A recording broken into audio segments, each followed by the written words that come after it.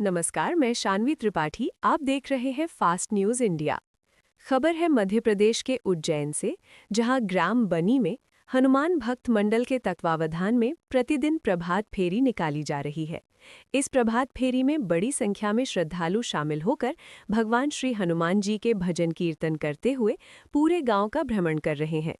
भक्ति, श्रद्धा और उत्साह के साथ निकाली जा रही इस प्रभात फेरी से पूरे ग्राम में धार्मिक एवं आध्यात्मिक माहौल बना हुआ है। सुबह के समय गांव की गलियों में गूंजते हनुमान भजनों से वातावरण भक्तिमय हो रहा है। हनुमान भक्त मंडल के इस सराहनीय आयोजन की मंडल अध्यक्ष अशोक जी जाट सहित ग्रामवासियों ने प्रशंसा की है। साथ ही अधिक से अधिक श्रद्धालुओं से प्रभात फेरी में शामिल होकर धर्म लाभ लेने की अपील की गई है।